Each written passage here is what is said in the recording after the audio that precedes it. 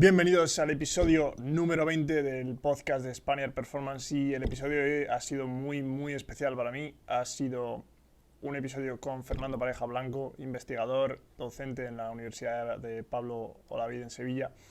Y ha sido un podcast muy especial porque hemos hablado de un tema que en el último año para mí ha sido muy determinante a la hora de aprender sobre el entrenamiento, que es el VBT. Explicaremos dentro del podcast de qué se trata el entrenamiento basado en la velocidad, las diferencias. La verdad es que Fernando va súper en detalle con todos los términos y ha sido una pasada poder escucharlo, porque realmente creo que todas las personas que se dedican al entrenamiento, tanto deportistas como entrenadores, vais a poder aprender muchísimo y vais a poder aprender detalles que no podríais conocer si no los escucharais desde una persona que investiga constantemente el entrenamiento basado en la velocidad y que habla desde conocimiento de causa, no solo desde la teoría, sino desde la aplicación práctica en estudios y en entrenamientos. Y la verdad es que ha sido un verdadero placer, sobre todo porque incluso él ha preparado unas diapositivas para el podcast que explican muy bien, ejemplifican y dan una visión mucho más práctica de lo que hablamos dentro del podcast. Así que realmente os recomiendo que cojáis papel y boli, porque hay muchas notas que tomar en este podcast, tanto si estáis viéndolo en vídeo como si estáis en YouTube. En vídeo la verdad es que este podcast es un poquito mejor, simplemente porque tenemos las diapositivas, las imágenes que nos enseña Fernando y aclaran bastante los conceptos. Así que nada, una vez más, si estás viéndolo por YouTube, os agradezco muchísimo que lo compartáis, tanto para mí como para Fernando y su equipo de investigación, porque están haciendo una labor increíble. Y lo mismo por Spotify, por iTunes, lo tenéis en todas las plataformas de audio, de podcast, habidas y por haber. Y os agradezco muchísimo que dejéis una vez una review describiendo un poco lo que os gusta y lo que no del podcast, y lo mismo en los comentarios de YouTube. Así que nada, espero que disfrutéis del episodio de hoy. Estás escuchando el podcast de Spaniard Performance, dedicado a conocer todos los aspectos del rendimiento físico y mental.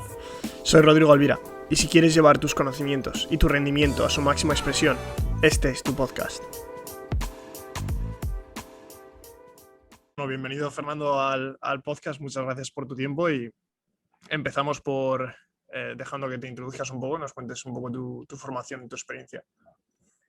Bueno, pues muchas gracias, Rodrigo, primero por la invitación y por mostrar interés en el trabajo que hacemos, porque bueno, este tipo de actividades pues ayuda a difundir un poco el mensaje. Pues, muchas veces nos quedamos o conseguimos que el mensaje llegue a una pequeña parte de la población y bueno, pues después en el día a día la actividad física pues es algo que cada vez tiene más práctica y se utiliza más en el mundo real, y bueno, pues este tipo de actividades ayudan a mejorar esa difusión del mensaje y aumentar la transferencia de lo que se hace en un laboratorio con respecto al campo real.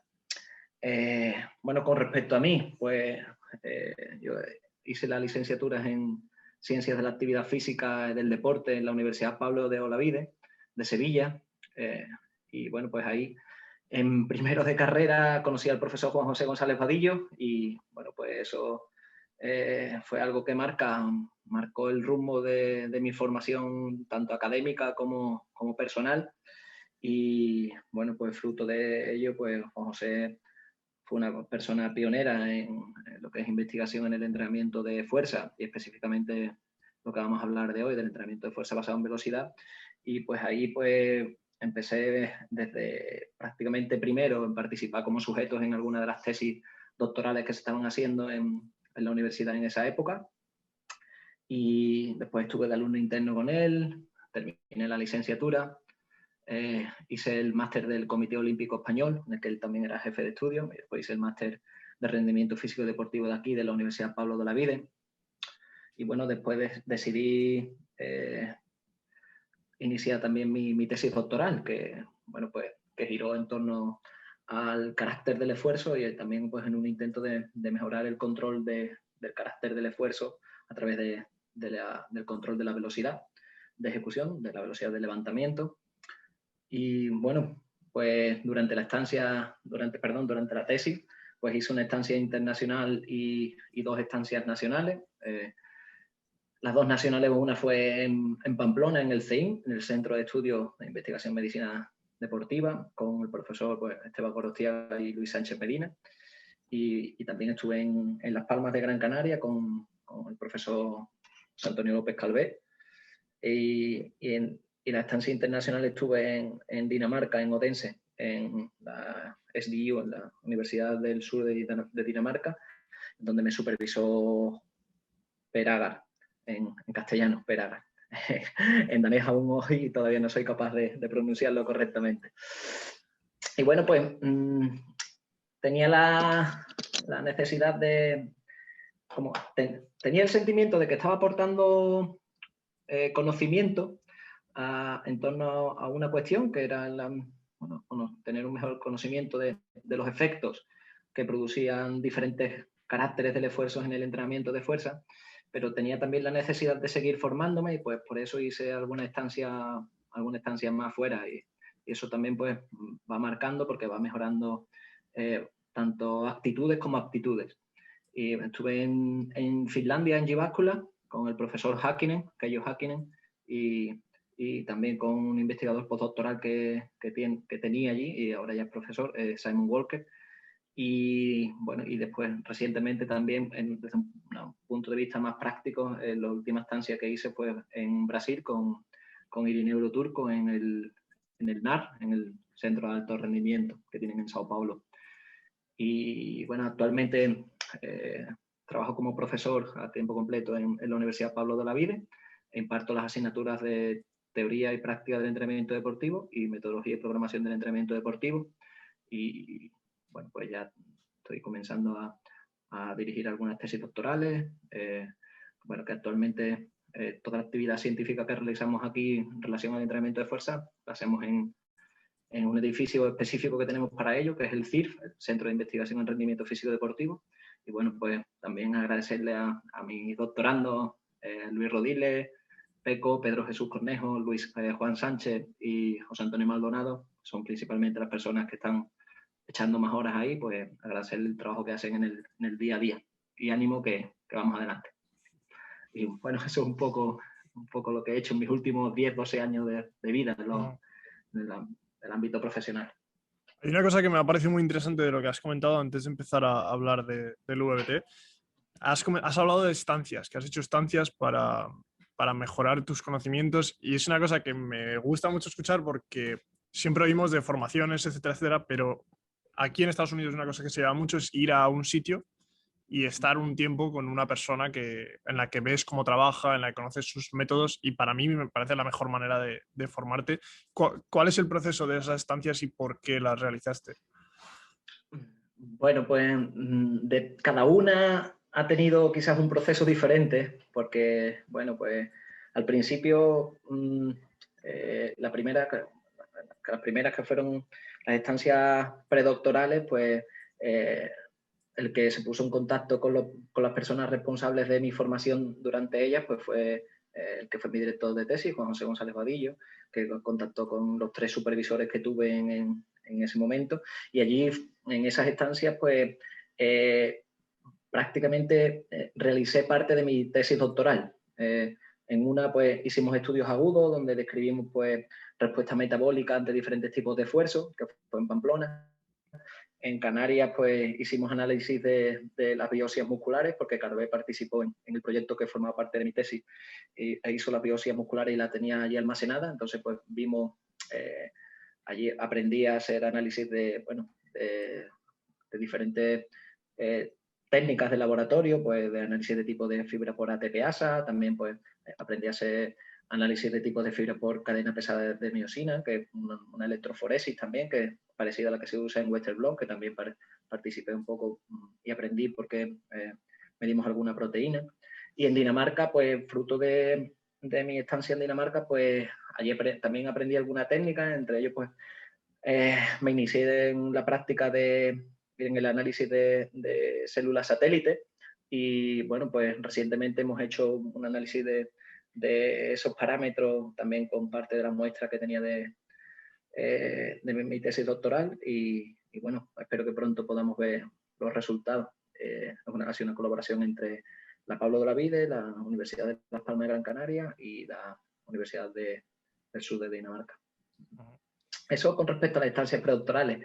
Y después las postdoctorales, pues fue inquietud mía. Yo tenía, la verdad es que Jyväskylä, Finlandia, ha sido como el origen de la ciencia de la actividad física y del deporte en Europa. Y bueno, cuando lees tanto sobre una universidad, pues, pues la verdad es que son como objetivos a cumplir.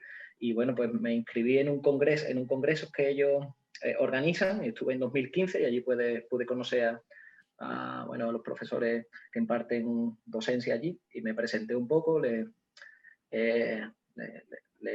hice ver quién era y cuáles eran mis inquietudes y mi línea de investigación y después pues conseguí pues, que confiaran un poco tanto en mí como en mi línea de trabajo y pude hacer una estancia y ya pues estamos sacando también los primeros trabajos científicos de ellos. Y bueno, pues algo así, pues en relación a lo que has dicho antes, hay que viajar, hay que formarse y hay que aprender, porque se aprende no solo de la ciencia que se hace, sino también de cómo se organizan los grupos humanos, los grupos de trabajo, cómo se estructura.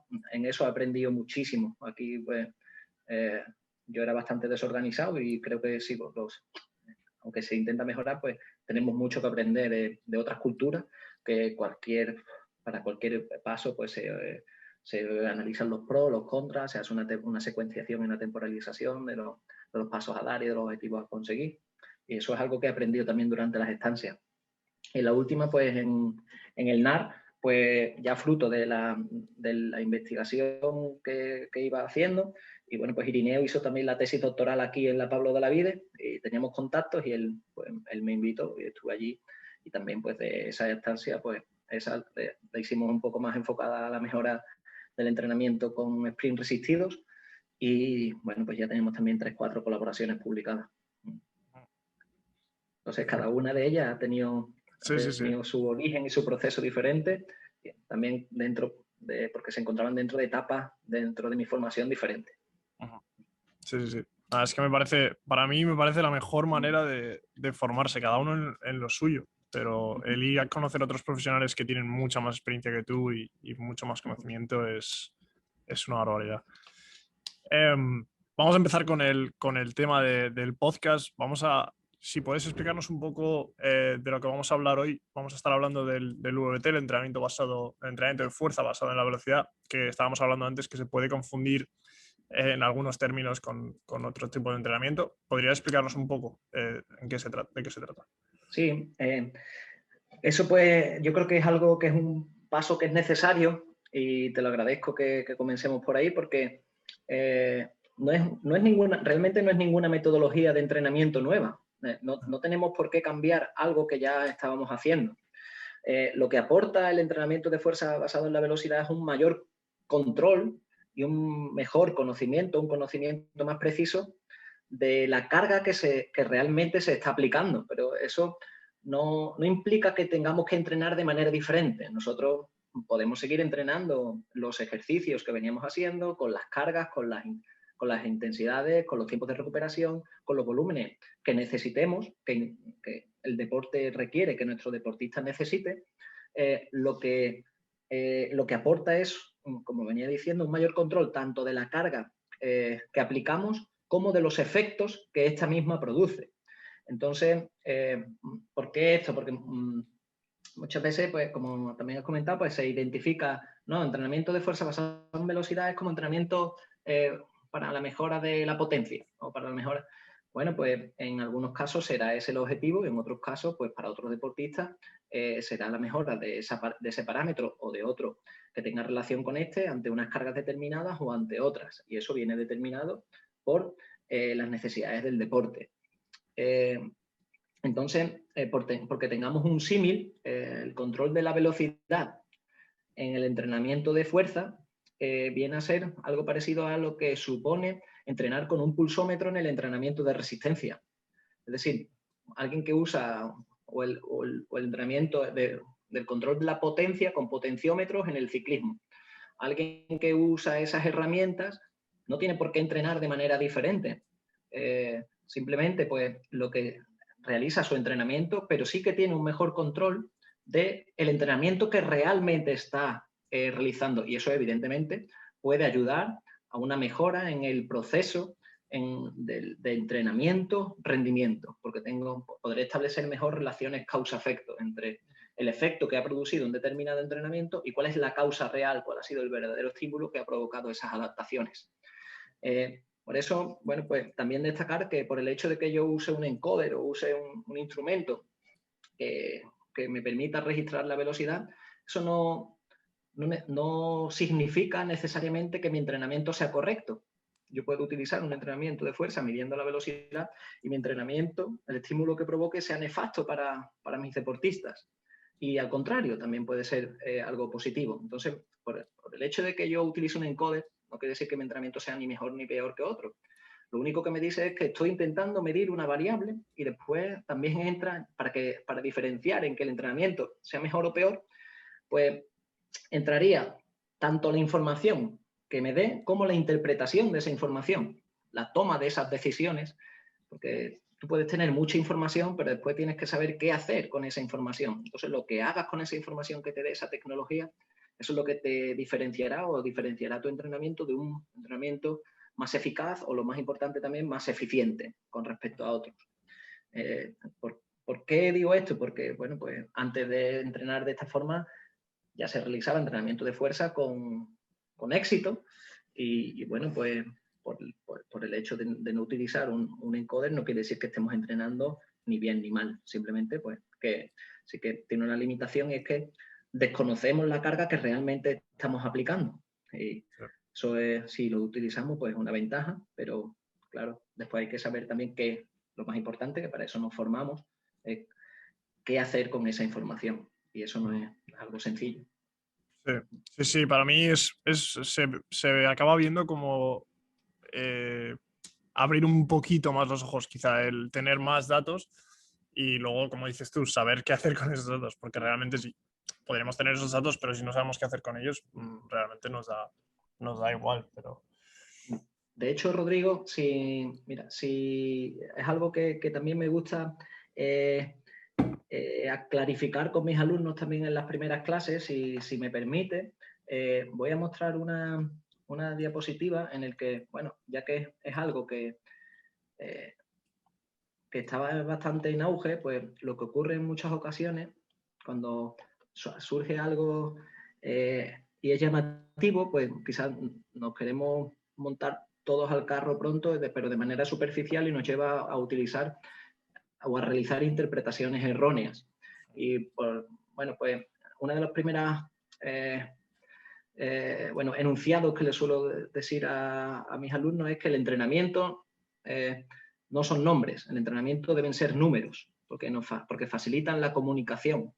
Es decir, si yo, con respecto a esta terminología que habréis visto y os sonará bastante de haberlo visto en internet, pues si son cargas, velocidades superiores a 1,5, pues starting strength, fuerza inicial, o si es entre estos rangos, pues velocidad, fuerza. Si es, y bueno, pues realmente eso va a depender, pues, primero del ejercicio. No todas las velocidades representan un mismo porcentaje para un mismo ejercicio, para diferentes ejercicios. Por tanto, que entrenemos a una velocidad va a significar que el estímulo sea diferente en distintos ejercicios y también, pues, como veremos, pues va a depender de las necesidades del sujeto. Es como decir que un mismo porcentaje de la RM, imaginaos, pues un 70%, pues suponga el mismo estímulo para todos los sujetos y evidentemente pues va a depender de la experiencia que tengan ante esas cargas y pues algo parecido ocurre con la velocidad. Bueno, entrenar, por ejemplo, 1 metro por segundo, pues va a significar que estemos entrenando con un 45% aproximadamente en el ejercicio de press de banca y con un 60% en el ejercicio de sentadilla. Sin embargo, en un movimiento olímpico, como puede ser una cargada y un su derivado, una cargada de fuerza, 1 metro por segundo, pues sería en torno a un 80-85% de la RM. Entonces, ¿cómo vamos a decir que un 40% de la RM en press de banca supone el mismo estímulo con 85% en una cargada? Entonces, ¿por qué esto? Pues por clarificar también la mala interpretación de esa terminología. Entonces, si algo positivo tiene el entrenamiento de fuerza basado en velocidad, que aporta información precisa del estímulo que se está aplicando, porque te da una información objetiva, pues no la convirtamos en algo subjetivo. ¿Dónde acaba el strength speed y comenzaría la fuerza acelerativa? Sí. Eso son márgenes muy estrechos. Ahora, sin embargo, si nosotros decimos, pues vas a hacer 3 series de 8 repeticiones al 60% o a 1 metro por segundo, todo el mundo entenderá lo que son 3 series de 6 repeticiones con el 60% y vas a recuperar 3 minutos. Entonces, pues es un entrenamiento que sería reproducible estando yo aquí en España o estando tú ahí en Estados Unidos. Entonces eso, ahora si te digo, no, vas a hacer un entrenamiento de strength speed. Bueno, pues tú podrás hacer una cosa y yo haré otra totalmente diferente. Y puede que consigamos el objetivo y puede que no. Entonces, eso es una mala interpretación desde mi punto de vista del entrenamiento de fuerza basado en velocidad. Y otra mala interpretación, por ejemplo, sería que se ve en la literatura, no, que es mejor entrenar en velocity based training o en percentage based training, o por porcentaje de la RM o por velocidad. Sí, al fin, nosotros cuando tú decides entrenar a una determinada velocidad es porque representa un porcentaje de la RM, no es por otra cosa. Entonces, esto en relación a lo que comentaba diciendo, no es una metodología diferente, es un entrenamiento que ya se hacía, pero tengo un mayor conocimiento de qué es lo que realmente estoy haciendo. Ahora, por ejemplo, como viene en este trabajo, si tú entrenas por velocidad, pues debido a la fatiga, pues bajas la carga para mantener la velocidad. Bueno, eso es una aplicación práctica, pero eso no quiere decir que tengas que entrenar diferente. O si dices, no, pues voy a entrenar con el mismo porcentaje, con la misma carga, pero cada vez va a ir a menos velocidad. Pues ahí hay una acumulación de la fatiga debido a que ya esa carga, como te ha fatigado, no representa el mismo porcentaje de la RM, sino que representa cada vez más porcentaje de la RM. Pero eso son decisiones que tú tomas en base a la información que te da ese control de la velocidad. No tienes por qué entrenar, no es una metodología diferente, ¿vale? Sino, entonces, cuando nosotros decidimos entrenar a una velocidad determinada, es porque se corresponde con un porcentaje de la RM, ¿vale? No es otra cosa. Sí, sí, me suena todo el tema que hablábamos antes de la determinación de cada una de las velocidades. Sí, de las fases de la curva. Es como la necesidad de denominar algo que buscamos siempre en preparación física. ¿Qué tengo que hacer para conseguir esto? Y queremos buscar siempre algo tal cual cuando, como has dicho tú, una velocidad puede significar 3, 4, 5, 6 cosas diferentes para cada deportista, dependiendo de muchísimas cosas. Y es una de las cosas que yo intento criticar muchas veces, el no vamos a encontrar una fórmula como esta, en la que, vale, ya tenemos esto, pues mira, primera fase, speed strength, segunda fase, aceleración. No, eso no va a ser así. Vamos a tener que, como has dicho tú, números. Y los números tienen múltiples interpretaciones. Por ejemplo, 0,80 es lo mismo aquí que allí. Y 0,80, pues en ese, después habrá pequeñas diferencias. Pues 0,80, pues para ti puede representar, imagina, en press de banca, pues sería en torno a un 60%, pero a lo mejor para ti es un 58% y para mí es un 62%. Pues bueno, pues para eso ya hay soluciones de calcular una ecuación individual para cada uno, pero el ponerle nombre, pues, o un adjetivo a algo, pues no. Sí. Los nombres o los adjetivos los deberíamos utilizar si facilitan la comunicación, pero no para dificultarla o para hacerla más compleja. Entonces, sí. Pues, deberíamos tender a, por ejemplo, en un caso en resistencia, pues entrenamiento de potencia aeróbica. Bueno, pues eso pueden ser infinitas cosas. Ahora, si decimos 4 series de 4 minutos al 95% de la velocidad aeróbica máxima, pues todo el mundo puede hacer 4 series de 4 minutos al 95%. Claro. Entonces, los números es la clave para facilitar la comunicación y para expresarnos con mayor precisión. Sí, a veces intentando simplificar, pues parece que siempre intentamos simplificarlo todo, lo hacemos más difícil. Se hace, claro. La clave está en hacer sencillo lo complejo, no complejo lo sencillo. Eso es. Sí, sí, sí. No, esto está muy bien, porque yo creo que nos confundimos muchas veces y además esta curva de fuerza-velocidad se enseña muchísimo, en muchos libros y cuando se habla del VBT se enseña constantemente. Y y como has dicho tú, es erróneo. Quería preguntarte, antes de empezar con las preguntas un poco más detalladas acerca de vuestras investigaciones, ¿cuáles han sido últimamente algunas de las, digamos, de los descubrimientos o cosas que habéis encontrado acerca del VBT? Cosas que quizá no os hubierais esperado o cosas que creéis que pueden significar algo importante para el futuro del entrenamiento. Bueno, para el futuro del entrenamiento, pues quizá yo creo que harían falta, normalmente, bueno, pues los estudios que hacemos suelen tener una duración de unas 8 semanas. Entonces, yo creo que sería necesario quizá la combinación de varios ciclos de entrenamiento. Eso se ajustaría más a lo que ocurre en una temporalización de un deportista en la vida real. Pues ninguna temporada dura 8 semanas. Sino una cosa es como tú estructures esa temporada, que digas, bueno, pues vamos a hacer 3 bloques o 3 ciclos de 4 semanas, perdón, de 8 semanas, uno de 8, uno de 10, uno de 8 y uno de 6. Entonces yo creo que sería interesante, dentro de la línea que estamos marcando, pues quizás hacer algún estudio de más largo plazo y ver si existiría una forma de programar. Ya tenemos un trabajo de programación en entrenamiento de fuerza basado en velocidad, pero tiene esa limitación también de 8 semanas.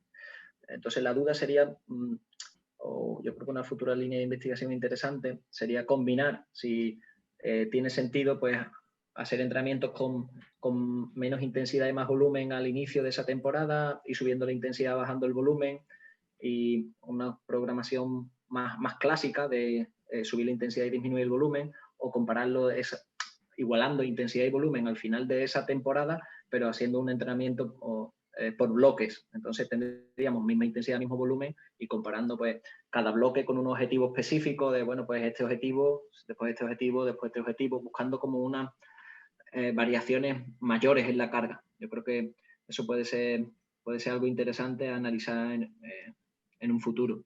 Y no solo eso, sino también pues ya comparar diferentes tipos de programación, pues una ondulante, y dentro de la ondulante pues hacerlo más tradicional o hacerlo más por bloque.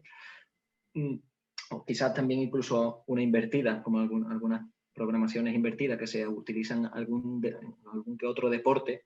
La natación se utiliza en algunos deportes de mayor duración y de menos intensidad absoluta. Pues quizás analizar el efecto de ese tipo de programaciones, pero más a largo plazo. Yo creo que eso es interesante.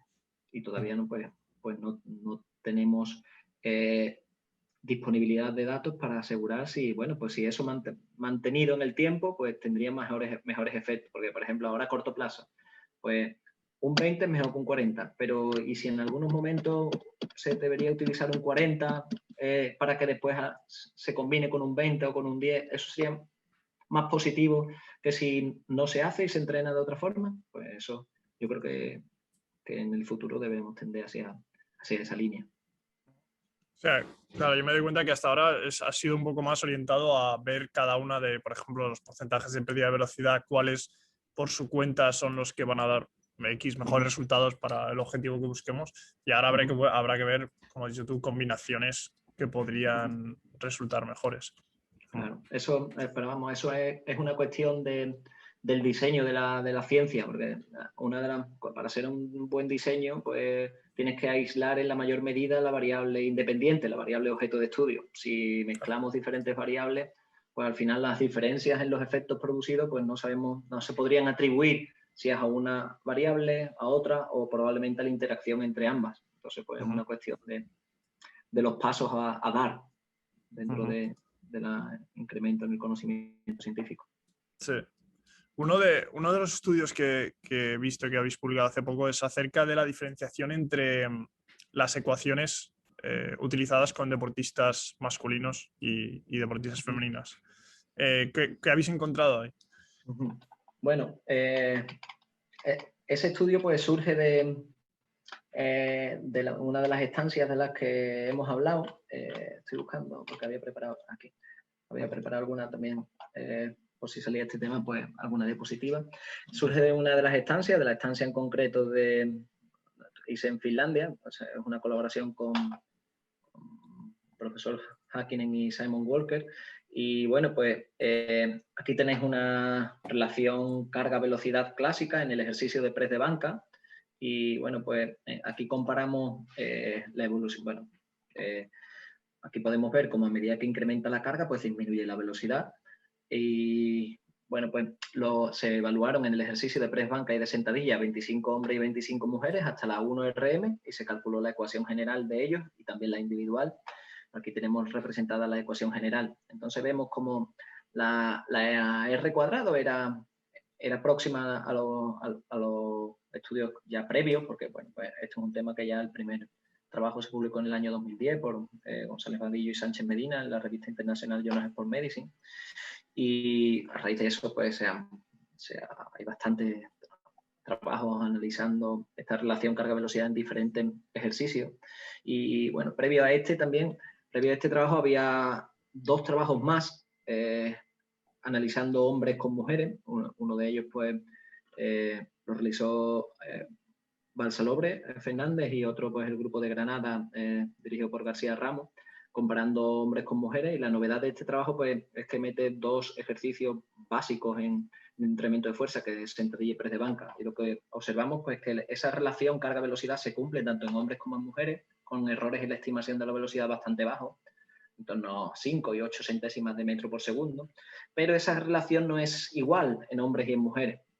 Es decir, las mujeres que vienen representadas por los puntos sin rellenar, por los puntos blancos, pues alcanzan cada porcentaje de la RM a una velocidad ligeramente inferior. Entonces, eso, ¿qué aplicación práctica tiene? Pues que todas las ecuaciones y todos los datos que hay en la literatura, excepto esos 2 trabajos que he comentado antes, realizados en mujeres, pues todos los datos que se hayan publicado con hombres, pues si lo ponemos a entrenar a una misma velocidad, pues hombres y mujeres, pues las mujeres estarán entrenando un porcentaje diferente.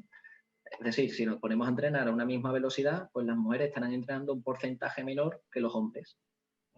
Y eso, pues, si hay diferencias ya en la velocidad, pues imaginaos si le pusiéramos un nombre. Ahora, ¿cómo le ponemos? Entonces, ahí está, pues, la importancia de medir. Estamos hablando de no muy altas diferencias. Con cargas altas no hay diferencias prácticamente. El 85% hacia arriba en press de banca no había diferencia. En sentadilla, que viene representado aquí, pasa algo parecido. Es el ejercicio de sentadilla. Pero cuanto menor es la carga, mayores son esas diferencias. Por tanto, si pusiéramos una misma velocidad para hombres y para mujeres, cuanto menor sea la carga, mayor será el error en la estimación, utilizando una ecuación de hombres en mujeres. Entonces, lo que aporta este trabajo, pues, son ecuaciones específicas para el sexo, tanto en hombres como en mujeres, en sentadilla y en press de banca. Sí. Entonces, la solución sería utilizar esas ecuaciones generales o, si tenemos tiempo, pues calcularle su ecuación individual a cada población que tengamos, porque probablemente esa relación carga-velocidad tiene cierto margen de entrenabilidad, no mucho, pero si queremos mejorar la precisión de esa estimación, pues se hace un test incremental y podremos calcular esa relación individual.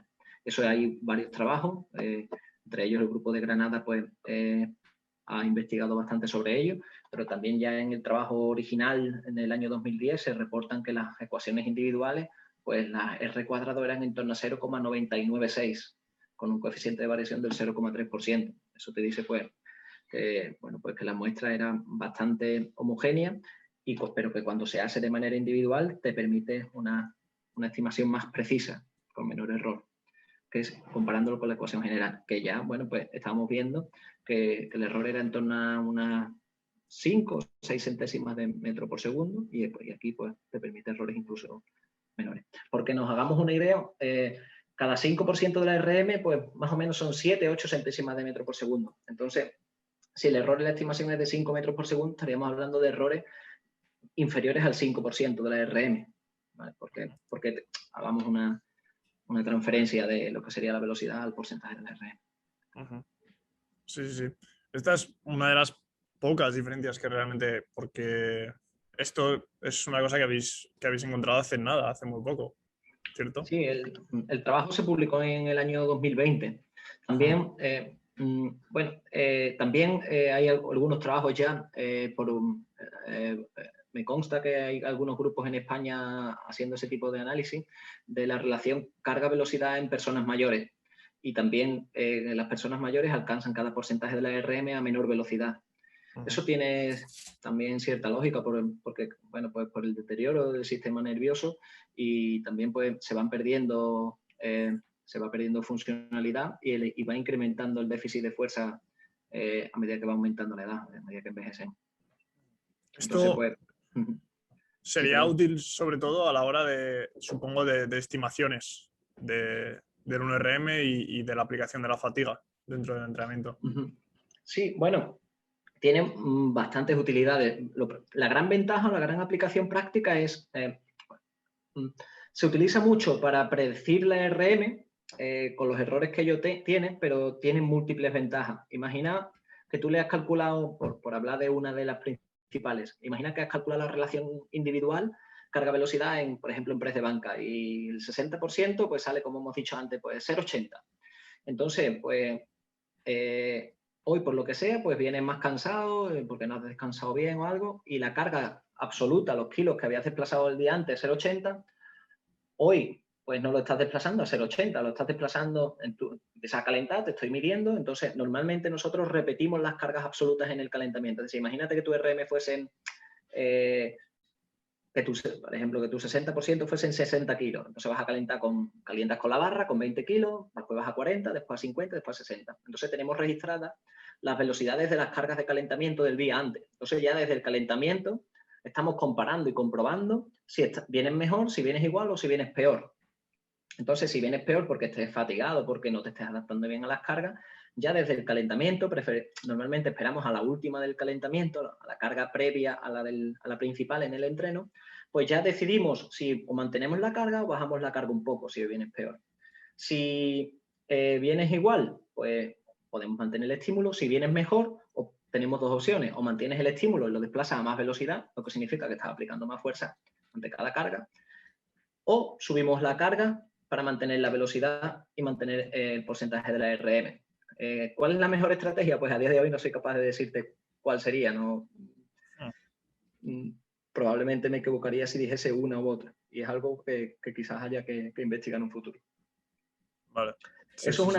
es una de las ventajas, es que te permite tomar decisiones en tiempo real. Otra cosa es que esas decisiones sean las correctas, pero tú sobre la marcha pues ya puedes decir, bueno, pues tienes una información objetiva y precisa del estado de rendimiento de tu deportista. No tiene por qué ser la 1RM. Bueno, muchas veces buscamos la RM porque es una referencia para comparar con otras personas, pero contigo mismo tú puedes diseñar tu propio test. Entonces tu propio test puede ser usar siempre la misma carga absoluta, y si la desplazas o más rápido o más lento, eso te da información si vas mejorando dentro de un ciclo de entrenamiento, si no estás mejorando, si estás igual, o si por el contrario vas empeorando.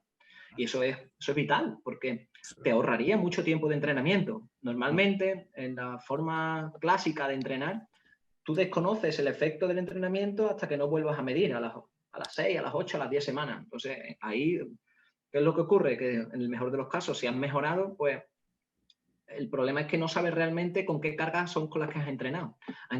Sabes con qué cargas absolutas, pero desconoces la carga relativa. Porque claro, tu RM ha ido cambiando, tu rendimiento ha ido cambiando en cada día. Entonces, tanto si el efecto ha sido positivo como si ha sido negativo, desconoces con qué cargas has entrenado. Y bueno, pues eso al final, pues si tú quieres repetir ese programa de entrenamiento, pues se complica porque existe ahí como una caja negra desde el pretest hasta el post-test. No sabes realmente qué carga interna es la que ha soportado el deportista. Entonces, pues eso era un problema, pero si mejorabas, el problema era menor. El problema era mayor si no mejoras o incluso empeoras. Y es que no solo es que no has mejorado, sino que además has perdido 8 semanas de entrenamiento con lo valioso que es el tiempo dentro de una programación o dentro de una temporada en un deportista determinado. Aquí, pues, que uses el encoder o que midas la velocidad no implica necesariamente que vayas a mejorar, pero al menos sí que tienes información rápida de, bueno, pues si en 2 o 3 semanas no estoy mejorando, pues quizás tengo que cambiar la orientación de la carga de entrenamiento, porque o me estoy quedando corto o me estoy yendo largo y a lo mejor lo que necesito es descansar. Es decir, La línea va en que te permite, te da información para tomar decisiones. Ahora ya está en ti de que esas decisiones sean las correctas. Por ahí es un poco el mensaje que quiero mandar. Sí. Y eso es una gran aplicación, es una herramienta muy útil si somos capaces de aprovecharla. Después, otra aplicación práctica importante sería, pues, que normalmente cuando se evaluaba la RM, si nos vamos a las programaciones, bueno, a los estudios, los trabajos clásicos en la literatura o a los programas de entrenamiento de los deportistas, cuando hablábamos de fuerza, hablamos de una RM, la fuerza dinámica máxima, o la fuerza en relación al peso corporal, pues la fuerza relativa, pues tiene 1,2, tiene 1,3, o tiene que levantar 1,2 veces su peso corporal. Pero claro, ese valor de fuerza es solo un punto dentro de la curva carga-velocidad. Es solo un punto. Ese punto es el más importante solo para algunos deportistas, por ejemplo, para halterófilos, para powerlifters, pero para otros muchos deportistas existen infinitos puntos dentro de la curva carga-velocidad que son más importantes que ese. Entonces, si medimos la carga a la que desplazo, si medimos la velocidad a la que desplazo cada carga, pues tendré información completa de dónde está teniendo más efecto o qué efecto está teniendo en cada zona de esa curva carga-velocidad. Si está teniendo un efecto mayor ante cargas más bajas, ante cargas moderadas, ante cargas más altas. Y eso pues también te ayudará a tomar decisiones de cara a futuros ciclos de entrenamiento, no solo con respecto a la 1RM, que es lo que ocurría antes. Sí, sí, a mí me suena que sería muy interesante, como dices tú, el utilizar las series de calentamiento en aproximaciones para básicamente cada entrenamiento crear una curva de carga-velocidad e ir viendo cómo está modificándose la curva. Porque es verdad que hay encoders como Vitruve que lo hace muy fácil para ir conociendo el 1RM y según eso ajustar como estábamos hablando, pero el ir creando cada entrenamiento una curva tiene que ser muy interesante para ir viendo exactamente, como has dicho tú, las modificaciones dentro de la curva. Y algo importante, Rodrigo, es que al final, si nosotros medimos la velocidad y estimamos la RM, cuando el valor ese de la RM no deja de ser una predicción, no deja de ser un valor indirecto, no estamos midiendo la RM. Entonces, aunque el error sea pequeño en la estimación, tenemos que asumir un error. Sí. Sin embargo, cuando nosotros olvidamos la RM y nos centramos en la velocidad a la que he desplazado una carga absoluta, que tú utilices como referencia cada día, los cambios que observas ante esa carga sí son cambios reales. Es decir, si yo ayer la desplazaba a 0,98 y mañana la desplazo a 1,03, esas 5 centésimas de metro por segundo las he desplazado a mayor velocidad, esas 5 centésimas de metro por segundo de diferencia son reales ante esa carga. Sí. Entonces, pues, es una medición directa de los cambios de rendimiento ante esa carga. Que incluso, según esto que estamos hablando, para deportistas de fuerza como halterófilos o powerlifters, también sería interesante el medir, podríamos hablar del método búlgaro en el que cada vez hacían una RM, pero en este caso que esa RM sea medida y ver a qué velocidad estás moviendo esa supuesta RM. Claro, eso tiene la limitación, sería una aproximación muy interesante, pero tiene la limitación del estrés de tener que realizar una RM cada día. Entonces, podríamos buscar algo parecido, pero no exactamente eso. Lo que yo haría sería buscar una carga próxima. Imagina, pues el 90% de tu RM del pretest, y esa va a ser la carga de referencia para todo el ciclo de entrenamiento. Entonces, tú vas haciendo el calentamiento, te preparas, registras la velocidad o la variable que quieras tomar como referencia, porque quizás en los movimientos olímpicos pues, puede ser interesante la velocidad, también es interesante la altura a la que alcanza esa barra en determinado ejercicio. Y esa es la que tomas como referencia. Imagina, pues si mi RM encargada fuese en 120, pues voy a coger 105 o 110 kilos de referencia. Y la velocidad que alcanza ante esa carga durante, a lo mejor durante un día de la semana, durante cada semana, pues me va a servir como referencia para un control de la evolución del rendimiento. No tengo que hacer una RM, pero voy a utilizar cargas próximas con las que voy a entrenar, al menos en las sesiones más importantes de la semana. Y me ahorraría el estrés de una RM, que eso lo reservaría quizás para a lo mejor algún momento puntual o para la competición, pero sí con cargas a las que el deportista se tiene que enfrentar, se va a enfrentar.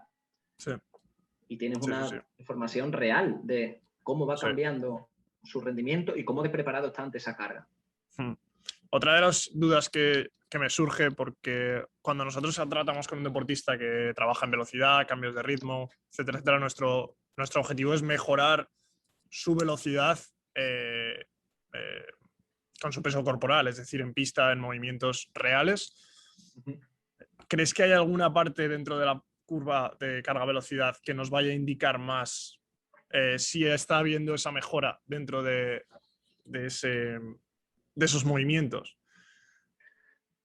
Esa es una buena pregunta. Para hacer eso, pues habría que analizar primero cuáles son los factores determinantes del rendimiento y lo más importante, de los cambios en el rendimiento en el parámetro que queramos mejorar.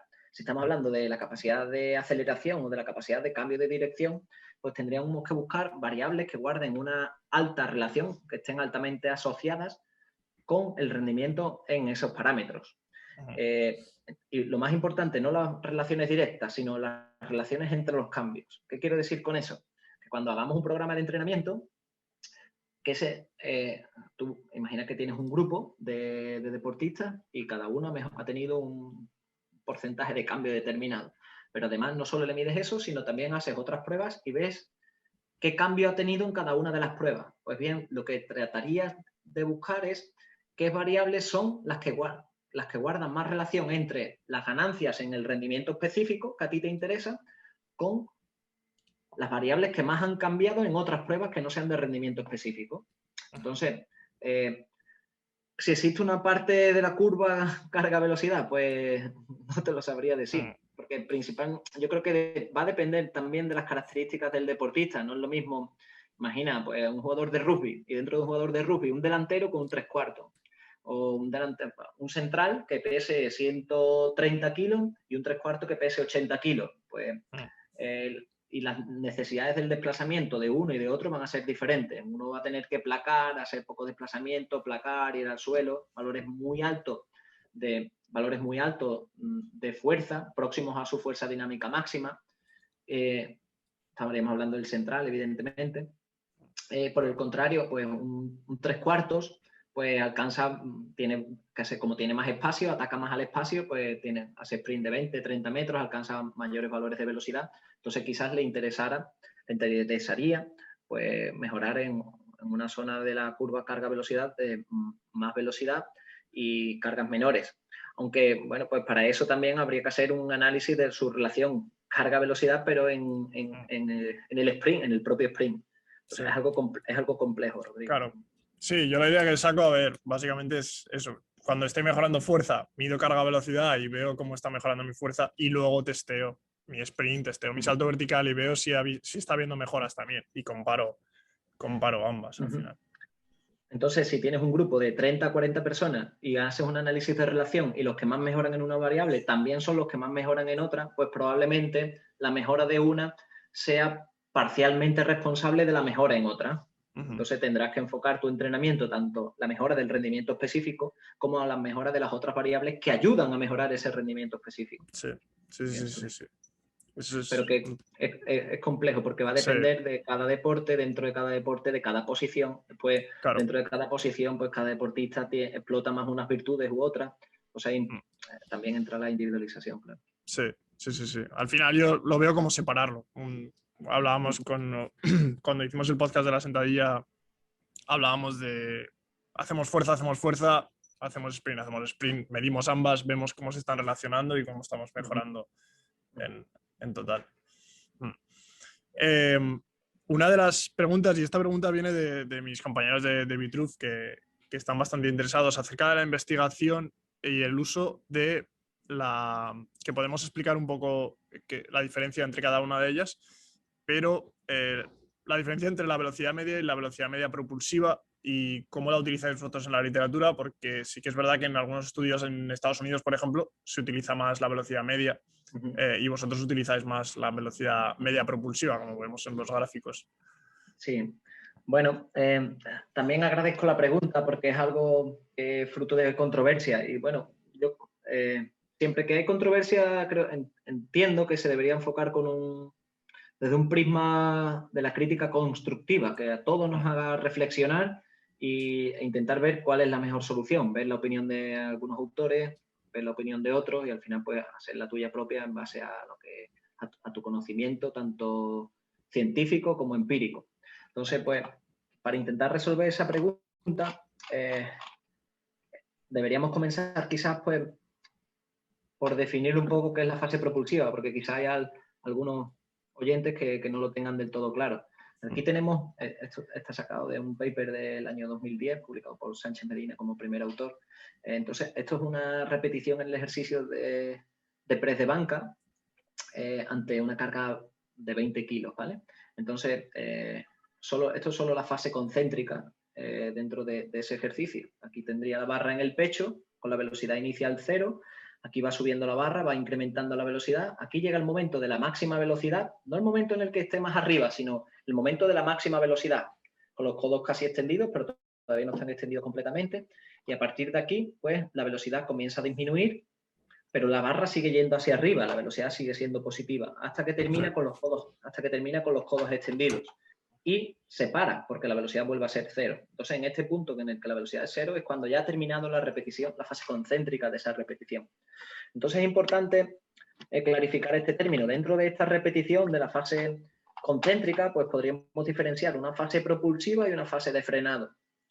La fase propulsiva, según la literatura, que se define, pues estaremos hablando de manera específica de este trabajo, pues define la fase propulsiva como aquella porción de la fase concéntrica en la que la aceleración es superior a menos 9,8 metros por segundo, que es la aceleración de la gravedad. Es decir, voy a coger aquí, imagina, si yo aquí no aplico fuerza, el bolígrafo caería hacia abajo, se iría acelerando de manera negativa a menos 9,8. Eso es porque no está actuando ninguna fuerza sobre él. Ahora, si yo aplico fuerza y lo voy acelerando a favor de la gravedad, pues la aceleración se hace más negativa que menos 9,8. Por el contrario, si yo desplazo una carga, como es el caso aquí, pues y la velocidad es positiva, toda esta parte la velocidad sería positiva. En el momento de la velocidad máxima, la aceleración es 0, porque al final la aceleración es la pendiente de una curva velocidad-tiempo, pues aquí la aceleración es 0, y aquí como la velocidad va disminuyendo, pues se hace negativa. Pues bien, hay un momento más o menos por aquí en el que la aceleración se hace incluso más negativa que menos 9,8. ¿Eso qué significa? Pues aquí viene mejor explicado, quizás. Tenemos todo esto de velocidad positiva, todo esto es fase concéntrica, momento de velocidad máxima, como he dicho, la aceleración, que es la línea verde, se hace 0, y hay un momento en el que, esta es la aceleración 0, en el que después de la velocidad máxima la aceleración se hace más negativa que menos 9,8. Justo en el momento en el que la aceleración sea menos 9,8, lo que significa es que no estoy aplicando fuerza. ¿Eso qué significa? Pues que hay un cambio en el sentido de la aplicación de fuerza. Aquí estoy aplicando fuerza a favor del movimiento, aquí aplico. Esto sería para hablar 1 hora y media, estoy intentando resumirlo e intentar hacerlo sencillo. Entonces, aplico fuerza más de la que representa la carga, porque la aceleración es positiva. En el momento en el que la velocidad es máxima, la aceleración es 0, entonces estoy aplicando la fuerza que representa la carga, aquí la aceleración es 0 y aplico la fuerza que representa la carga, es decir, la fuerza que aplico es igual que el peso de la carga, y si la velocidad ya va disminuyendo, la aceleración es negativa. Eso significa que aplico menos fuerza que la que representa la carga. Estaría aplicando menos fuerza que la que representa la carga. Pues existe un momento, eso es cuando son valores de aceleración entre 0 y menos 9,8. Cuando la aceleración es menos 9,8, la fuerza que aplico es 0. Es decir, fuerza positiva, positivo, positivo, positivo, aceleración 0, entre 0 y menos 9,8, y aquí ya es más negativa que menos 9,8. ¿Eso qué quiere decir? Que está frenando el movimiento, está aplicando fuerza en contra del movimiento. La barra sigue yendo hacia arriba, pero me opongo al movimiento. ¿Por qué hago eso? Eso lo hago de manera inconsciente, pero es que si no lo hago, terminaría lanzando la barra.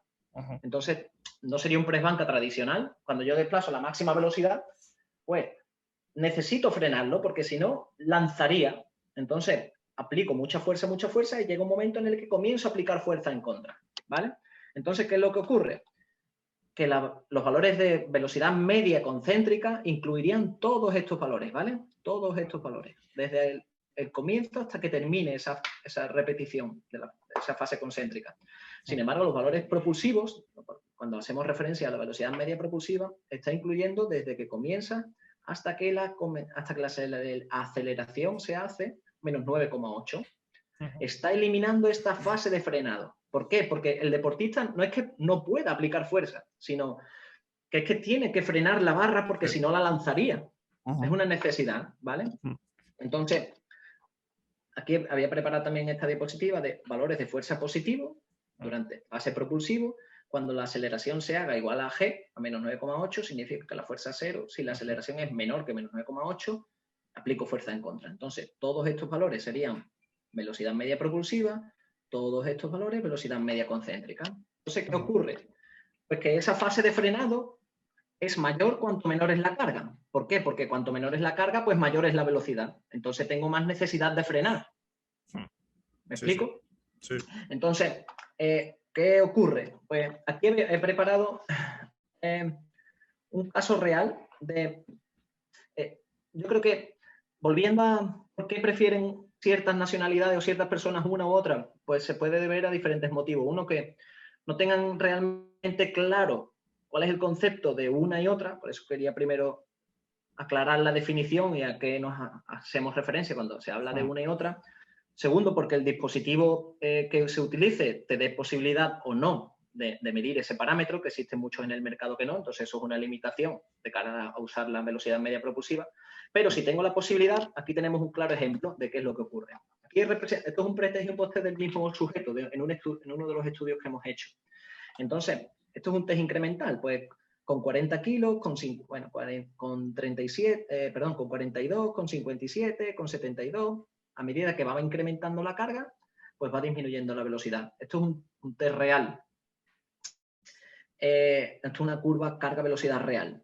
Esto sería antes del programa de entrenamiento y esto es después, ¿vale? Sí. Pues bien, la línea discontinua representa los valores de velocidad media ante cada carga, antes de entrenar. Y esto sería después del programa de entrenamiento, de la velocidad media. Y esos son las discontinuas. Y las continuas son los valores de velocidad media propulsiva, antes y después de entrenar. Entonces, si os fijáis con cargas altas, pues la continua y la discontinua coinciden ya. ¿Eso qué quiere decir? Que con las cargas altas, como va lento, tú tienes que empujar durante todo el recorrido. Claro. Con cargas bajas, pues tienes la necesidad de frenar, porque si no lo lanzarías. Entonces, fijaos lo que ocurre si utilizo una u otra. Pues con cargas, esto sería antes, aquí podríamos, indistintamente de que utilice una u otra, podríamos decir que el deportista ha mejorado, porque desplaza cada carga a más velocidad. Excepto en esta carga, pues ahí no mejora porque la desplaza a la misma velocidad, pero ante el resto de cargas, pues sí que mejora. Entonces, es una de las aplicaciones del entrenamiento de fuerza basado en velocidad, que te da información de toda la curva carga-velocidad, de los efectos que ha tenido ese entrenamiento. Sí. Pero bien, ahora entrando de manera más detallada en la comparación entre valores de velocidad, entre usar una u otra, media o media propulsiva, pues si comparamos los valores de la línea discontinua, pues vemos como esas diferencias, desde el pretest al posttest, son menores que si comparamos la continua con la continua. ¿Por qué? Pues fíjate, si os fijáis aquí, pues aquí todavía coincide la continua y la discontinua. ¿Eso qué quiere decir? Que todavía era una velocidad con era una carga que no era capaz de alcanzar alta velocidad, entonces no frenaba todavía en el pretest. En el posttest, como ha mejorado la velocidad y ya va más alto, ya empieza a frenar. Entonces, la velocidad media es menor que la media propulsiva, porque está incluyendo esa fase de frenado. Entonces, aporta menos sensibilidad para detectar cambios en el rendimiento.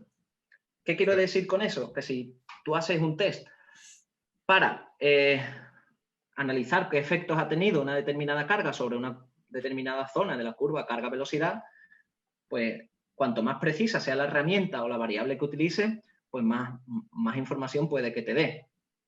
De hecho, algo curioso, fijaos cómo la velocidad de esta carga en la que se iguala tanto la media como la media propulsiva, corresponde con esta velocidad en la que se iguala, que ya sería una carga mucho más alta después de entrenar, en la que se iguala también la velocidad media y la media propulsiva. Se igualan a partir de la misma velocidad, no de la misma carga. Sí. Entonces, si usáramos, imagina, en esta carga, por ejemplo, si usáramos la media, pues tendríamos esta diferencia. Si usáramos la diferencia entre el punto blanco y el rombo negro. si usáramos la media propulsiva, obtendríamos esta diferencia, Ujú. una diferencia mayor. Entonces, aporta más sensibilidad de cara a detectar cambios en el rendimiento, principalmente con cargas bajas, que son las que se alcanzan a mayor velocidad. Ujú. Sin embargo, entre cargas, ya con cargas altas es lo mismo, porque ya no hay fase de frenado. Cuando hablamos de velocidad media, pues es lo mismo que velocidad media propulsiva. A partir de carga del 77-80%, pues ya prácticamente se igualan. Ujú.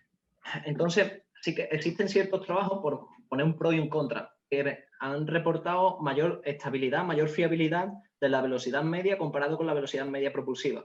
Ahora yo tengo una duda y lanzo esa moneda al aire y sería, bien, pero esa mayor estabilidad se debe a que la medida es más fiable o es que es menos sensible. Es decir, si yo utilizo una báscula que solo me dé kilogramos, que no me dé décimas de kilo, y yo me peso todos los días, yo todos los días voy a pesar 84, 84, 84, 84. Ahora, si utilizo una báscula que me dé unidades, que me dé décimas de kilogramos, pues hoy lo mejor peso 84,4 y mañana peso 84,6.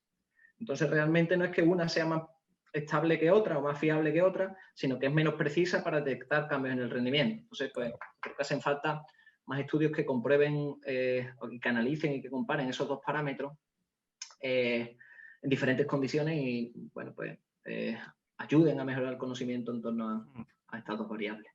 Sí. Pero sí que los datos dan información de que una ayuda o es más sensible con respecto a los cambios que la otra. Eso con respecto a la velocidad. Y si analizáramos la potencia, pues los cambios son incluso mayores, las diferencias. Aquí tienes valores de potencia media, ¿vale?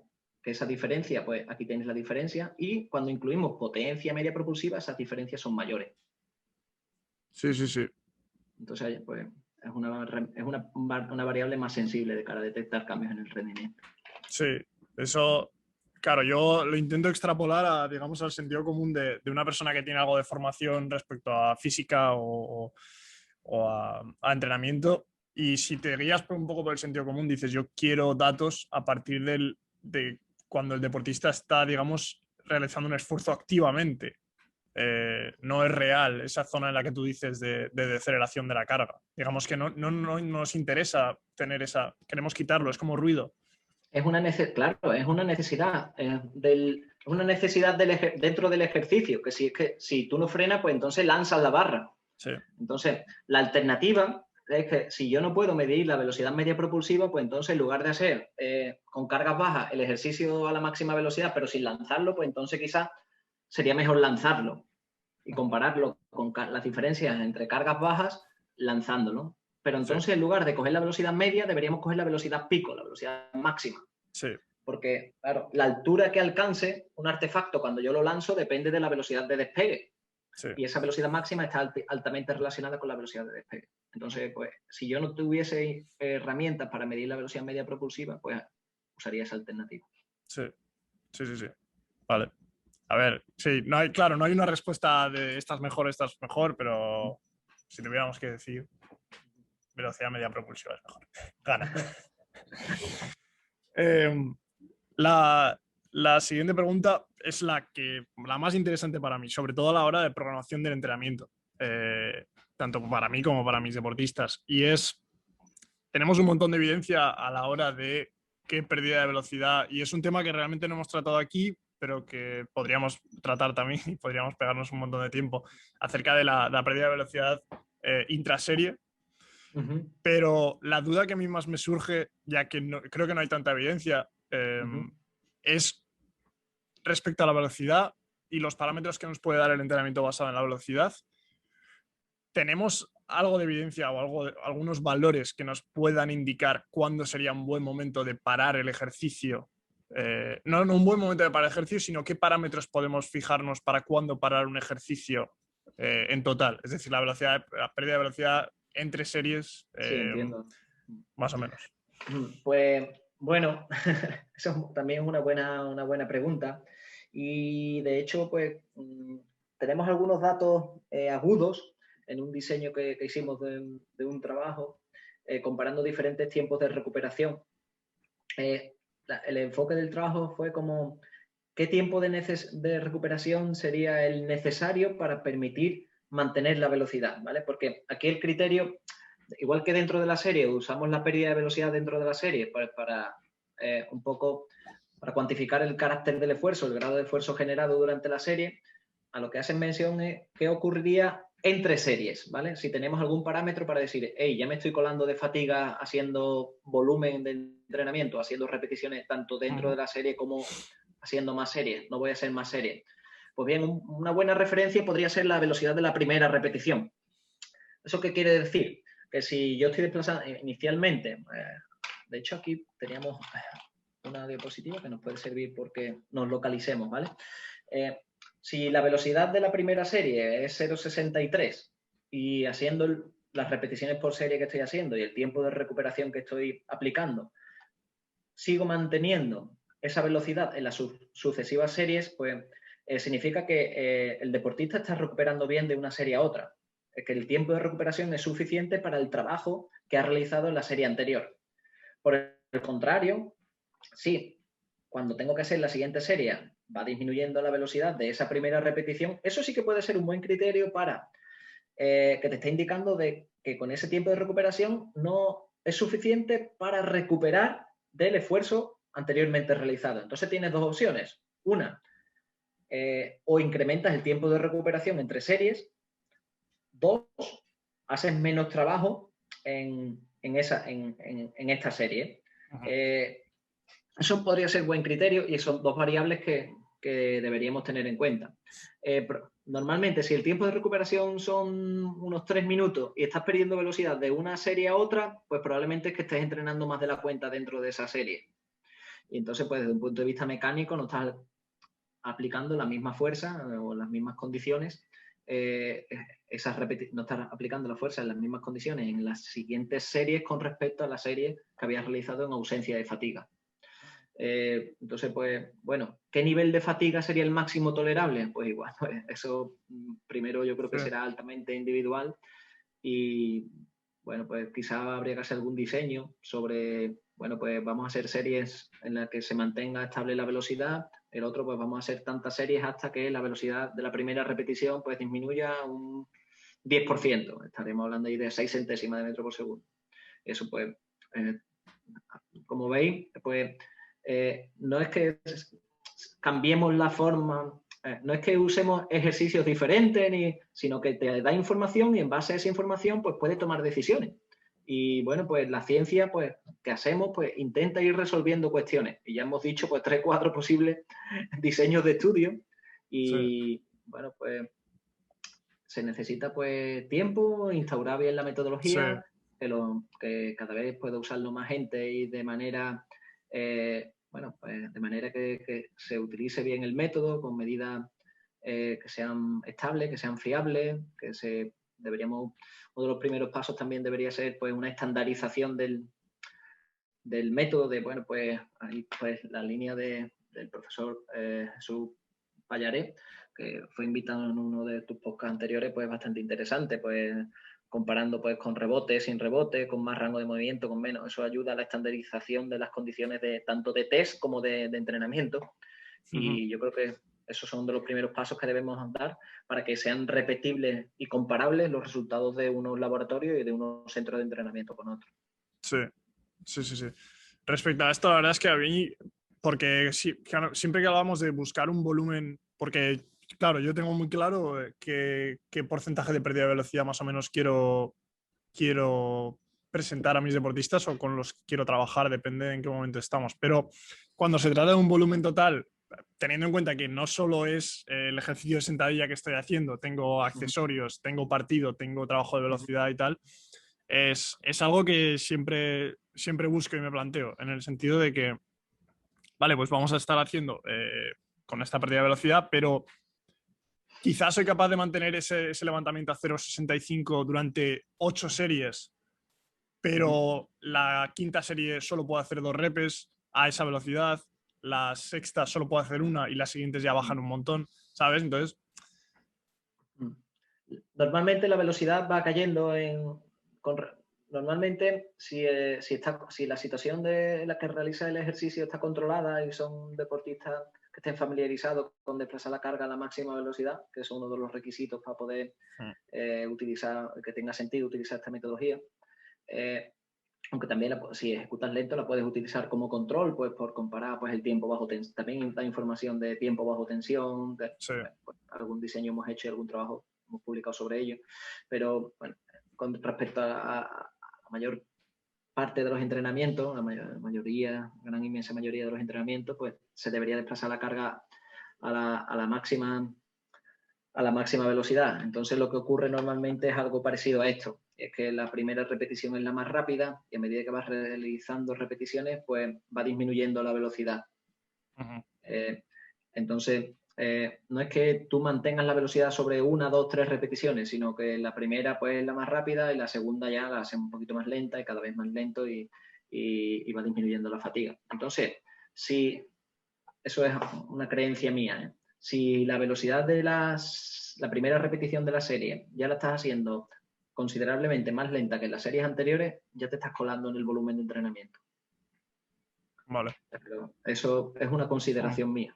Porque, pero sobre todo en deportistas como los que estás hablando, primero, es muy probable que esa serie y esas sucesivas repeticiones o sucesivas series no maximicen, no provoquen mayores ganancias de rendimiento, como estamos viendo un poco en la literatura, de que no solo más pérdida de velocidad, sino una mayor pérdida de velocidad implica un mayor volumen. También tenemos algunos casos. Esto es comparando, mira, voy a poner este dispositivo en grande. Esto es un estudio, bueno, son 2 estudios realmente, en uno sentadilla y el otro en press de banca, en el que comparamos 4 pérdidas de velocidad, ¿vale? Un 0, un 10, un 20, un 40, ¿vale? Entonces un 40 es próximo al fallo, un 0 era solo hacían una repetición por serie, un 10, pues más o menos un tercio de las que podrían realizar y un 20 más o menos es realizar la mitad de las que podrían realizar en la serie, ¿vale? Eso pues porque tengamos una indicación más o menos esta, ¿vale? Menos de un 10, pues menos de la mitad, un 20 aproximadamente de la mitad, más de un 25, 30 más de la mitad, y ya con esos valores pues es cercano al fallo muscular, ¿vale? Aunque eso pues cualquier persona que entrene tampoco hace falta medir la velocidad para saber que estás cerca del fallo, ¿vale? Que te quedan 1 o 2 repeticiones por hacer. Entonces, una mayor pérdida de velocidad implica también un mayor volumen, ¿vale? No solo una mayor fatiga dentro de la serie, sino un mayor volumen. Por ejemplo, en este estudio, en 16 sesiones, pues este grupo realizó más de 300 repeticiones. Sin embargo, este realizó 48. 48, unas 140, unas 170 y este 300. Estamos diciendo que este realizó un 60% del volumen de este menos del 50% y este menos de un 25% del volumen de este. Entonces, y algo parecido ocurre en press de banca. ¿Qué es lo que se observa? Pues, yéndonos al rendimiento, aquí tenemos la evolución del rendimiento en cada una de ellas. Pues, que el que hizo más repeticiones con más pérdida no provocó mayores ganancias. Y es que no solo es que no provoque mayores ganancias en esta variable, en la 1RM, sino que incluso provoca menos ganancias.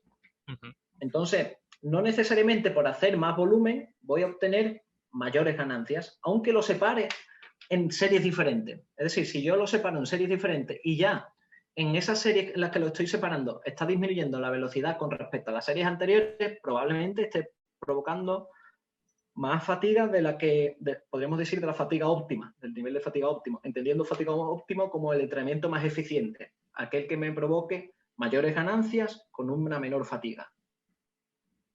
Y eso pues es vital para la mayoría de los deportistas, que si tú tienes un entrenamiento altamente eficiente, pues te permite obtener grandes ganancias en ese rendimiento, por ejemplo, en las ganancias de fuerza, pero además también provocaría poca fatiga residual sobre otro tipo de entrenamientos, que al final lo tienes que compaginar y que compatibilizar con el entrenamiento de otras cualidades físicas, pues ya sea de la resistencia, de la velocidad, de otras cualidades combinadas de ellas, y también el entrenamiento específico de campo y el entrenamiento técnico-táctico.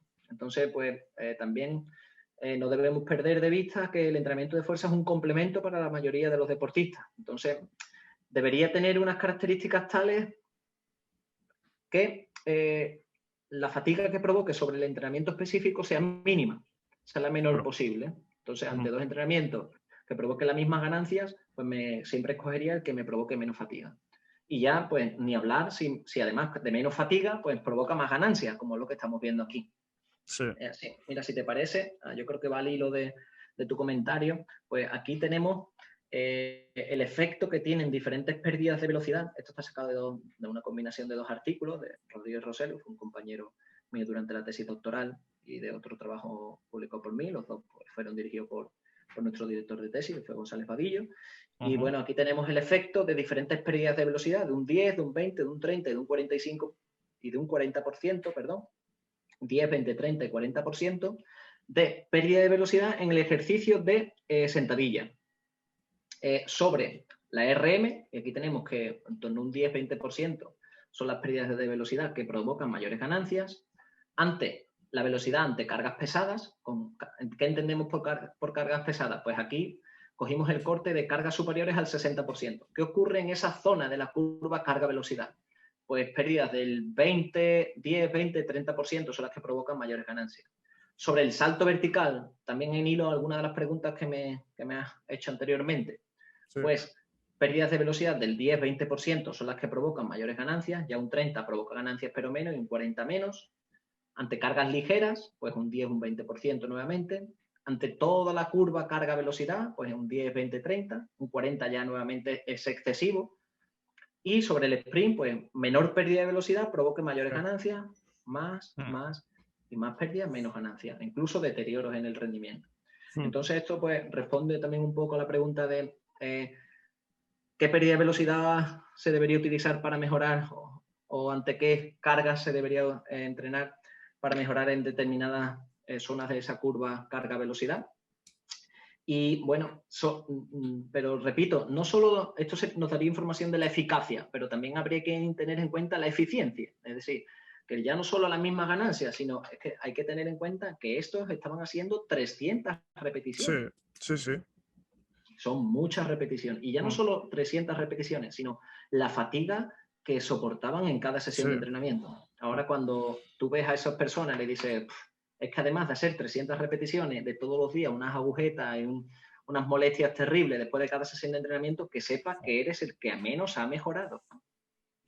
Y esos son, bueno, pues son participantes en un estudio que firman un consentimiento informado. Pero ahora piensa desde el punto de vista de cuántos entrenadores, cuántos preparadores físicos entrenan y han entrenado de esta forma. Sí. Y cómo le haces ver, cómo le transmites que entrenando con otras características que genera menos fatiga y además aumentan las ganancias. Y eso pues también mejora la disponibilidad de tu deportista para otros entrenamientos, no solo el de fuerza. Sí. Me surgen dos dudas acerca de esto. La primera, en el caso de estas gráficas, ¿podrían cambiar según el sujeto con el que estamos entrenando? Un sujeto más experimentado, menos experimentado, porque estas gráficas no sé si... Claro, muy probablemente que cambien y que, de hecho, bueno, este punto representa la respuesta media del grupo, ¿vale? Y aquí tenemos media con desviación típica, entonces, ¿esto qué indica? Pues, imagina, esto es la evolución, esto es en el grupo de sentadilla, ¿vale? La evolución del rendimiento desde el pretest a cómo ha ido cambiando su rendimiento en cada sesión de entrenamiento hasta el post-test. ¿Me explico? Sí. Entonces, ¿qué tenemos? Pues que el grupo que entrenó con más pérdida, que son los triángulos sin rellenar, estuvieron con peor rendimiento en cada sesión de entrenamiento durante las 8 semanas que duró el programa de entrenamiento. Es decir, que no es que solo tuvieron peores o menos ganancias al final del ciclo de entrenamiento, sino que además en cada sesión de entrenamiento estaban en peores condiciones, comparados con los grupos del 10 y del 20. El grupo del 0, que solo hacía 3 series de una repetición y se iban a casa, el calentamiento era el mismo en todo el mundo. Estaban por debajo de los otros dos, pero es que tenían mejor rendimiento y terminaron teniendo mejor rendimiento que los de las 300 repeticiones. Es que es duro. Sí, sí. Entonces, imagínate que a alguien que tú le digas, no, es que tú vas a trabajar 1 hora y vas a ganar más dinero que este que trabaja 8 horas. Pues yo creo que sería un poco frustrante. Pues eso es lo que es la mentalidad que tenemos a día de hoy, el no pain, no gain. Ha hecho mucho daño y sigue haciendo. Y bueno, al final, evidentemente, para mejorar hay que entrenar y para entrenar hay que crear fatiga. Pero la pregunta es cuánta fatiga. No, crear fatiga por crear es muy sencillo, solo necesitas gente que crea en ti, que tú le digas, venga, haz repeticiones y vean. Y además nos gusta el desafío, pero hay que ser inteligente, hay que buscar la fatiga que maximice las ganancias. Sí. Y además, porque además también el deporte suele ser algo que sea multifactorial, no solo depende de una cualidad. Y si me agoto con una cosa, pues al final pues estoy limitando también el desarrollo en otra.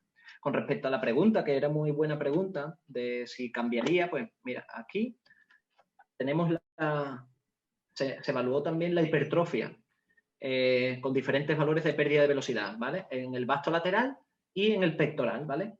Entonces, ¿qué se observa? Pues cuando entrenan con más pérdida de velocidad sí que se genera mayor ganancia de volumen muscular, tanto en el vasto lateral como en el pectoral mayor, ¿vale? Es decir, los grupos del 20 y del 40 en sentadilla y los grupos del 25 y el 50 en press de banca generaron mayor hipertrofia. Pero, ¿por qué esta diapositiva? Porque en esta se ve que, ¿vale? Aquí tenemos la respuesta media del grupo, que es esta barrita gris, pero aquí tenemos la respuesta individual de cada sujeto. Entonces, ¿qué tenemos? Pues que hay sujetos que tienden a mejorar más y hay sujetos pues, que tienden a mejorar menos o a estabilizarse. ¿Vale? Entonces, con este tipo de figuras, pues también damos información de la respuesta individual de cada uno. Sí, sí, sí, sí. Sí, ahí se ve bastante que incluso con el 20% y 15% los que obtienen unas ganancias de hipertrofia muy similares a las del 50%. Sí, es verdad. Bueno, esto es el tamaño del efecto, Sí. que es como una magnitud del cambio. Entonces, las ganancias son significativas, pero sí que es verdad, si comparamos estos tamaños del efecto, sí, con mayores. Un 25 y un 50 son mayores que aquí. Pues, estos pues, generan más estrés metabólico, generan más estrés mecánico, la respuesta hormonal también es mayor de manera aguda. Entonces, son factores que están relacionados con una mayor respuesta estructural y una mayor ganancia de hipertrofia muscular. Vale. Y la segunda pregunta que me surgía era, cuando estábamos hablando de los volúmenes según la pérdida de velocidad que se realizaban, ¿cómo establecéis, en el caso de ese estudio, por ejemplo, el volumen total? Es decir, ¿cuánto decidís que vais a hacer? Es también buena pregunta. Ya tenemos muchos datos de estudios previos. Ya, bueno, pues el primer estudio que hicimos fue en el año, lo hice con un equipo de futbolistas en el año 2012. Lo utilicé, fue mi trabajo fin de máster del máster del Comité Olímpico. Comparamos perder un 15 con perder un 30. Entonces, pues ya tenemos información de los volúmenes. Pero sí que es verdad que ese volumen es individual para cada sujeto. Entonces, también se individualiza ahí, porque, bueno, una de las limitaciones de fijar o de la interpretación clásica del carácter del esfuerzo es dar por hecho de que todo el mundo va a realizar el mismo número o puede realizar el mismo número de repeticiones ante el mismo porcentaje de la RM. Es decir, pues con el 70% unas 12 repeticiones, con el 80% 8, con el 90% pues unas 4. ¿Qué es lo que ocurre? Pues que eso es la respuesta media, pero después cada sujeto, pues hay sujetos que son más resistentes que otros ante esa carga, entonces pueden realizar más repeticiones que otros.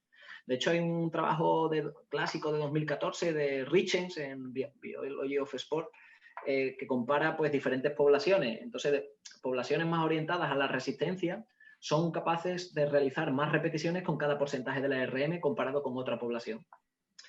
Entonces, una ventaja de la pérdida de velocidad es que tú puedes individualizar el grado de fatiga que generas y, en consecuencia, el volumen en base a la capacidad de resistencia de esa persona ante esa carga, porque los dos parten del mismo punto inicial. Entonces, imagina que tú y yo vamos a realizar repeticiones hasta perder un 20. Pues si yo soy menos resistente, pues iré perdiendo más velocidad en cada repetición. Entonces, pues haré 4 o 5 repeticiones y si tú eres más resistente, vas manteniendo un poquito más la velocidad y tú podrás hacer 6 o 7 repeticiones. Sin embargo, el gran aporte es, perdón, voy a buscar, el carácter del esfuerzo que suponga esa pérdida va a ser muy similar para los dos, independientemente del número de repeticiones que podamos hacer con esa carga. Es decir, que si perdemos, por ejemplo, en press de banca, en torno a un 25, un 30% de la velocidad, pues estaremos realizando aproximadamente un 50% de las repeticiones que podríamos hacer. Si tú has hecho 8 repeticiones, pues con esa carga podrías hacer unas 16, y si yo he hecho 5, pues podría ser unas 10. Entonces, Sí. te ayuda a individualizar Claro. tanto el grado de fatiga, entendiendo fatiga como pérdida de rendimiento, porque al final cuando pierdes velocidad, pues pierdes rendimiento ante esa carga, como del carácter del esfuerzo, entendiendo carácter del esfuerzo como las repeticiones que haces en relación a las que podrías hacer. Sí. Sí, esto es que lo que veo aquí es que hablábamos de lo de interpretación de datos, pero simplemente cogiendo un encoder y poniendo una pérdida de velocidad, ya es que estás haciendo mucho más de lo que podrías hacer sin él. Es una pasada, como dices tú. Es que... entonces, claro, en el estudio, para determinar el volumen total del que yo hablaba, supongo que entonces solo hacéis una serie. No, con esa pérdida. No, depende del estudio, pero normalmente hay estudios en los que hemos hecho 2, 3, 4. Hay algún estudio que ahora mismo tenemos en revisión que hacemos hasta 5 series, aunque son, si te soy sincero, en los estudios en los que hemos hecho un mayor número de series no se corresponde con mayores ganancias de fuerza. Sí con más hipertrofia, eso sí que hemos observado, pero no con mayores ganancias de fuerza. Vale. Que va un poco en la línea de lo que hay en la literatura también. A eso iba yo. El volumen total de cantidad de series que tú realizas y cómo está relacionado eso a las ganancias. Porque Sí. lo que te comentaba, quiero saber realmente, ¿puedo hacer una serie más en un determinado punto y obtener más ganancias? ¿O realmente esa extra serie no me va a dar ningún tipo de ganancias?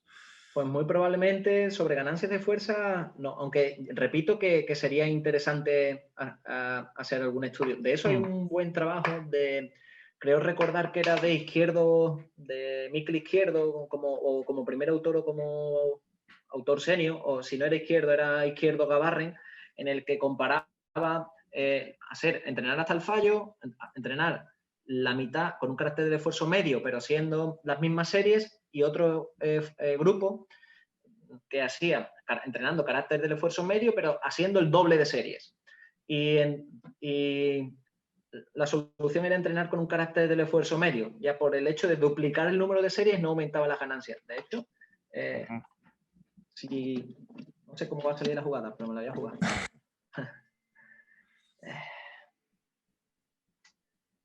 Yo creo que es este estudio del que estoy hablando. Es verdad que entrenamiento concurrente de fuerza y resistencia era en remero de aguas abiertas. Hasta el fallo optimiza el rendimiento. Entonces comparaba, pues eso es lo que hacía. Mira. 4 ejercicios hasta el fallo, o 4 ejercicios sin llegar hasta el fallo, o 2 ejercicios sin llegar hasta el fallo. Entonces, al final, pues las ganancias tanto del 4 sin el fallo y el 2 sin el fallo eran muy parecidas. Aunque un poquito de más ganancias el del 4 ejercicios. Es un entrenamiento de 8 semanas concurrente, usando sin llegar hasta el fallo, pero 4 ejercicios, pues proporciona un ambiente como más favorable para maximizar la ganancia de fuerza, potencia y del rendimiento en remo. Sí. Entonces, este protocolo de entrenamiento produjo mayores ganancias que que además hizo menos volumen. Hizo la mitad del volumen. Es decir, que nuevamente, por el hecho de hacer más volumen, no va a producir mayores ganancias de fuerza. Sí. Vale. Claro, esa es mi mayor duda ahora con el tema del entrenamiento, el volumen, la cantidad total que quieres realizar. Pero claro, es que depende de tantas cosas, como estábamos hablando ahora. Claro. Porque yo siempre he criticado el entrenamiento en España, que peca de quedarse lejos de hacer lo suficiente. Y en Estados Unidos creo que se pasa.